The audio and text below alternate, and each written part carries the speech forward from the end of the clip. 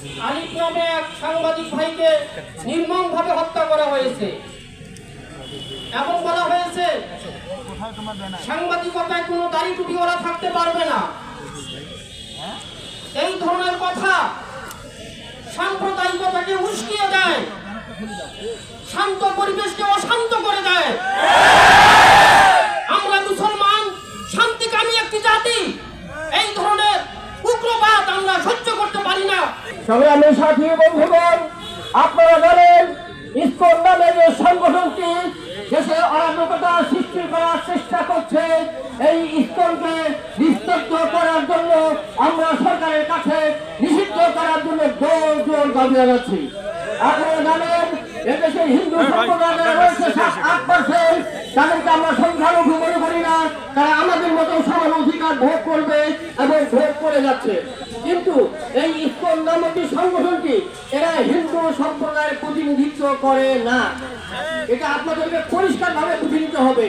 হিন্দু সম্প্রদায়ের নেতৃত্বে ইসকন নয়, ইসকন হচ্ছে আন্তর্জাতিক সন্ত্রাসী উগ্রবাদী সংগঠন। এরা বিগত ফ্যাসিস্ট সরকারকে সহযোগিতা করেছিল এদেশের ইসলামকে ধ্বংস করার জন্য, মুসলমানদেরকে নিশ্চিহ্ন করার জন্য।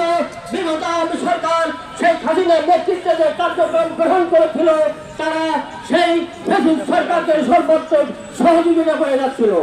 সংগ্রামী ভাই বন্ধুগণ, আমরা সরকারের কাছে আবেদন করবে ইসকনকে নিষিদ্ধ করুন, তাদের সকল অর্থ সম্পদকে বাজেয়াপ্ত করুন, তাদের ক্রয়কৃত জমি জমা বাজেয়াপ্ত করে সমাজ কল্যাণে ব্যয় করার জন্য আহ্বান জানাচ্ছি। আজকের এই প্রোগ্রাম আমরা ঐক্যবদ্ধভাবে সারা বাংলাদেশে সকল মুসলমানকে ঐক্যবদ্ধ করে অন্যায়ের বিরুদ্ধে দেশের পক্ষে, জনগণের পক্ষে, ইসলামের পক্ষে আমরা কাজ করে যাব ইনশাআল্লাহ। ভাই সংগ্রামী ভাই বন্ধুগণ, আজ আমরা রাস্তায় নেমেছি। আমরা যারা মাদ্রাসা, বিভিন্ন মাদ্রাসা থেকে ছাত্র শিক্ষকরা আছেন, তাদেরকে আমরা মোবারকবাদ জানাই। সরকারি কর্মকর্তা আমাকে বলছিলেন যে আপনাদের মাদ্রাসায় শিশুরা আসবে। আমি বলেছিলাম আমরা কোনো প্রোগ্রামে শিশুদেরকে ডাকি না, কিন্তু শিশুরা এমনিতে চলে আসে। রক্তক্ষয়ী আন্দোলন আছে, প্রত্যেকটা আন্দোলনে শিশুরা অংশগ্রহণ করেছে। এই শিশুরা আমাদের সমাজের অংশ, তারা আমাদেরকে প্রেরণা দেয় ইসলামকে রক্ষার জন্য, ইসলাম প্রতিষ্ঠার জন্য।